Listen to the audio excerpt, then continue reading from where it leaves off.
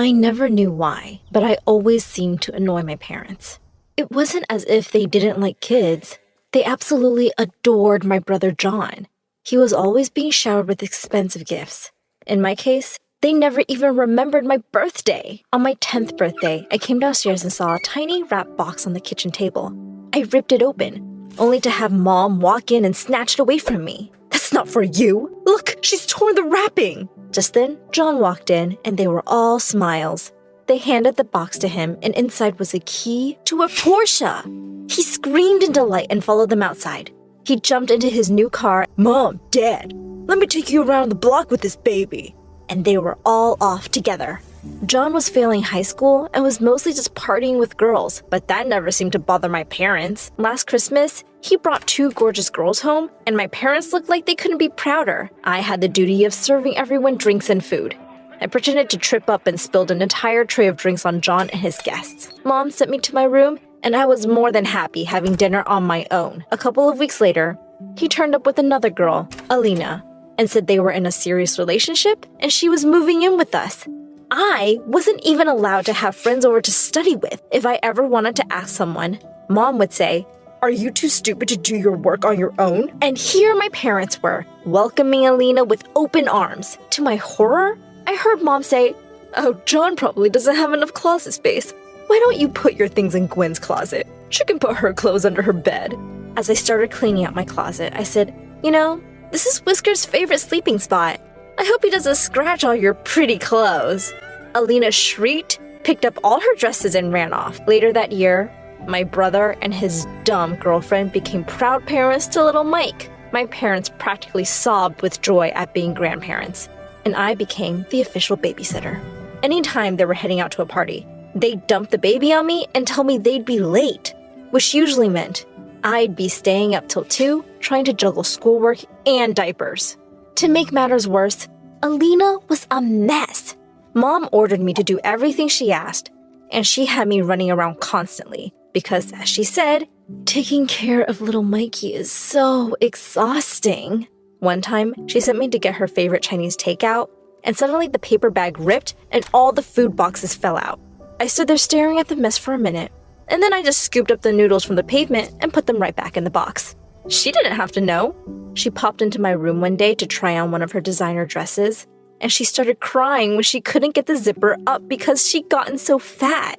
I helped her out of it, but inside, I felt so happy. Served her right for stuffing her face all day. One day, while Alina was taking one of her many naps, I was watching over Mike, and he just wouldn't stop crying. John barged into my room and snatched him from me. "Seriously, why are you so useless? You can't even get a baby to be quiet." That was it. I was done with the thankless job and these selfish people. I decided that things had to change now.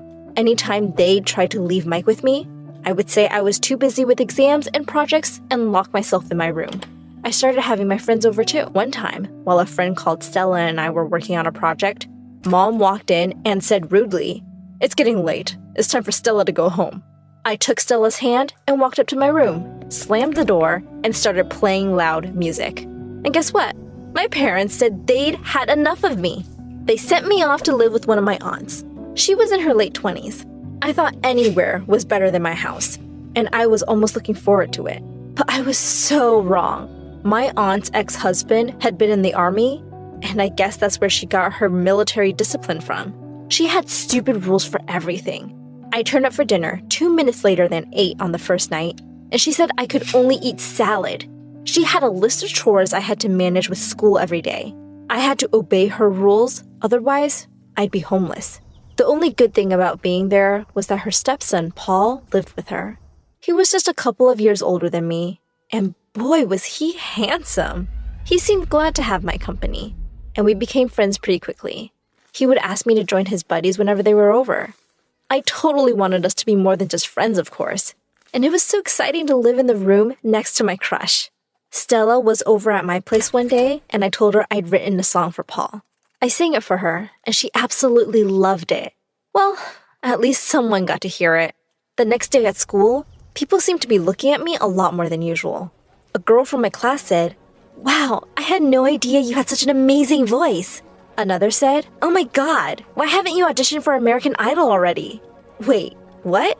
Another girl pulled out her phone and said, "Have you seen the views on your video yet?" I looked in horror at myself seeing in my room. I couldn't believe Stella had recorded me and uploaded the video to YouTube. And it looked like everyone was loving it. The video went viral. Suddenly, every girl wanted to be me, and every boy wanted to be with me. I could see the admiration in Paul's eyes, too. If only he knew he was the inspiration. Jacob, one of the most popular jocks in school, came up to me one lunch. He leaned on the table and said, "Want to go out with me sometime?"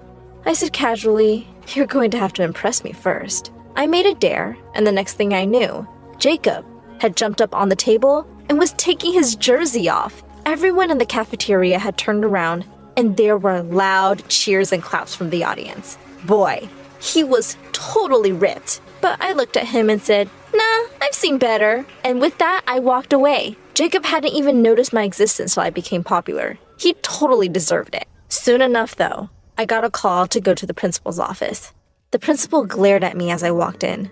I knew she only liked the nerds. She called my parents, and of course, they had nothing nice to say about me. She warned me that if I wanted to stay in the school, I'd better follow the rules and be a good little girl. I felt so angry. I was so tired of everyone's rules. I got up from my chair and said, "Please don't talk to me like I'm a kid. I'm literally the most popular girl in this stupid high school right now."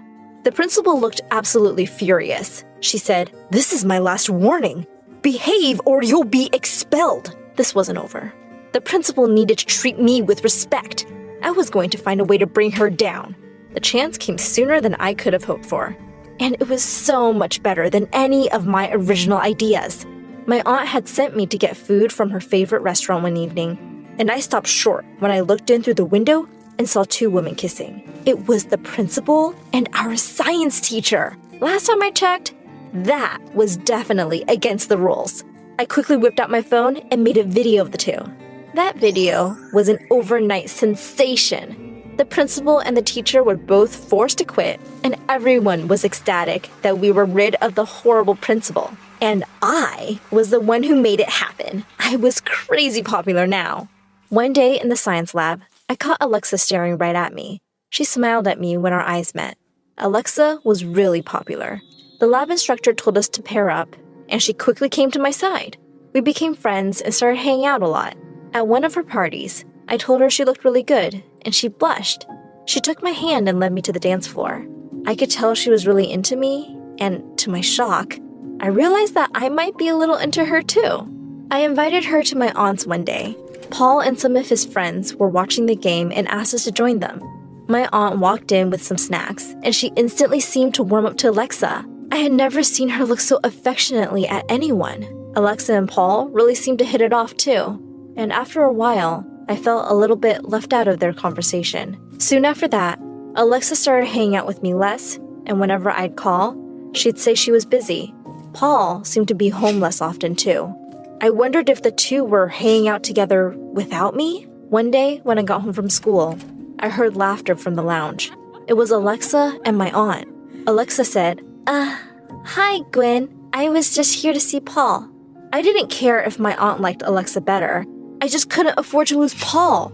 I decided to tell him how I felt about him. The next evening, I texted Paul to meet me in the garden after dinner. He seemed really surprised to see me all dressed up. He said, "Hey, Gwen, what's going on?" I took his hand, looked deeply in his eyes, and said, "I'm just a girl, standing in front of a boy, asking him to love her." I closed my eyes and leaned in to kiss him, but I suddenly felt him gently push me back. Paul looked completely shocked. He slowly said, Gwen, I'm a boy who's into other boys. I thought you would have figured that out.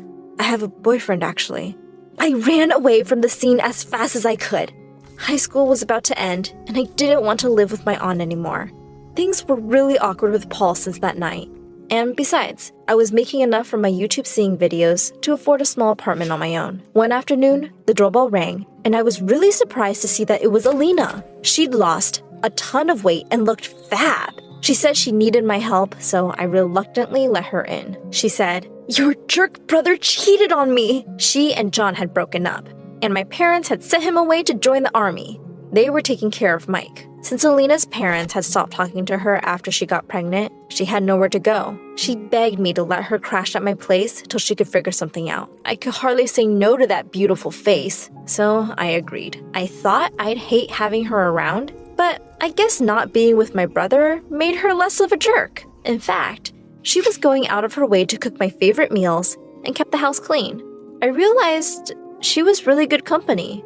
She was great at styling and helped me look amazing for my videos. One evening, I came home to a candlelit dinner for two. Alina looked stunning. Suddenly, she pulled me in for a kiss, and I kissed her back. We were super happy together. Our video series became more and more popular, and we were now a famous YouTube couple. We were making really good money, and we moved into a bigger house. Alina asked me one day if I'd have dinner with her sister. I knew she really missed her family, so I happily agreed. When her sister arrived at our table, I almost fell off my chair. It was Alexa, and she was with someone. It was my aunt. Needless to say, that was one awkward dinner. I just wanted to put the past and these people behind me already. I spoke too soon. Just a few days later, I got a text from my brother saying he wanted to come see us. I was curious about what he wanted, so I invited him over. The next day when he turned up, he looked around the house and said, "Wow, Gwenny, you've done really well for yourself." Just then, Alina walked in and sat down next to me. John looked a bit angry. I said, "Yes, as you can see, I have a much better life than you. I have everything you could possibly want." He forced a smile and said, "Well, yes. So here's the thing. I have a great business plan. I need $100,000 for it, though. Can you lend me the money?"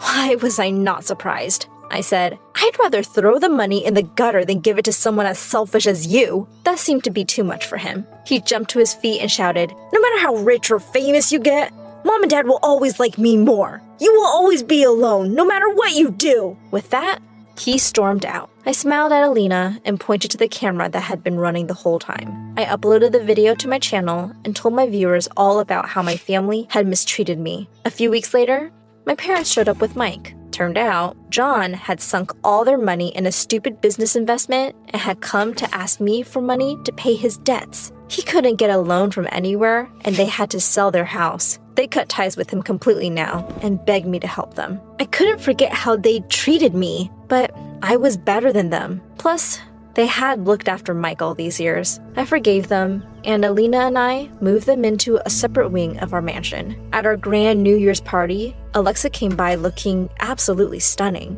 Apparently, she was no longer with my aunt. She kept flirting with me all evening and was conveniently by my side when it struck 12. She said, "I guess I'll have to kiss you now." I pushed her aside and walked off. I joined Alina on the balcony and took her hand. I said, "The best thing to happen to me is you." She smiled and said, "My life with you is just perfect." And we kissed under the stars.